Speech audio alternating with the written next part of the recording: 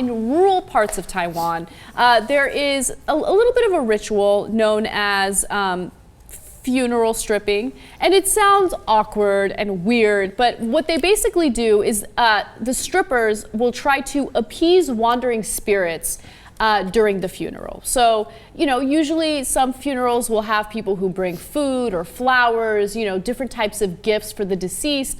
But in rural parts of Taiwan, they believe in, you know, giving that spirit one last hurrah. It's truly remarkable what men can get away with when you wrap it in religion.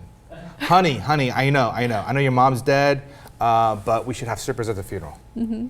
Why? Oh, because of the wandering spirits. Otherwise, they'd be sad without the strippers. Yep. I mean, it's a ridiculous cover, but it works. It's like it's like Joseph Smith. Hey, honey, God came down and said I have to have sex with our neighbors. Sorry, it's God's will. Mm-hmm. And they're like, all right. It's crazy, but if you wrap it in religion, you can get away with doing weird, crazy, otherwise irrational things. This is one of the few examples of how religion has been used for good.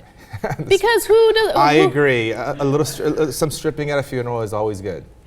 Why not have a little fun?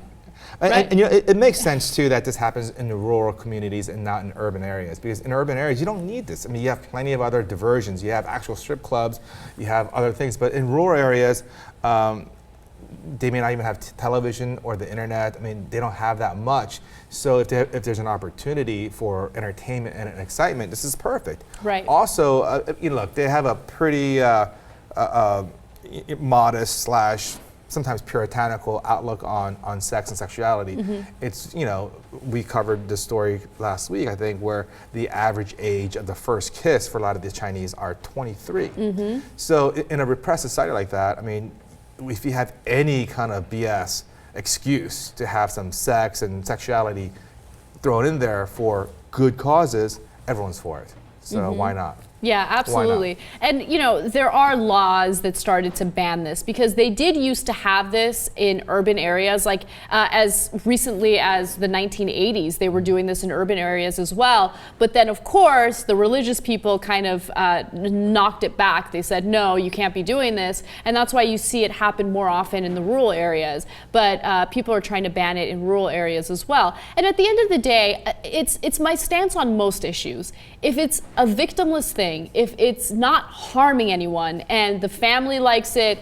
and they don't have a problem with it, who's getting hurt? Yeah. No one's being exploited. No one's being forced to do this. As long as, you know, those standards are met, I'm totally fine with it. I'm so tired. When we talk about big government, that's an example of big government. Mm-hmm. When they see that you're having fun and you're enjoying your life a little bit, and they come in, they're like, no, you're not allowed to have fun. Okay, you're not allowed to do that.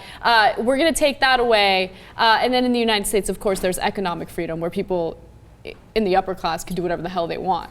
Right? So that's the thing that frustrates me. Like in Taiwan, if they like to do this, have at it, have fun.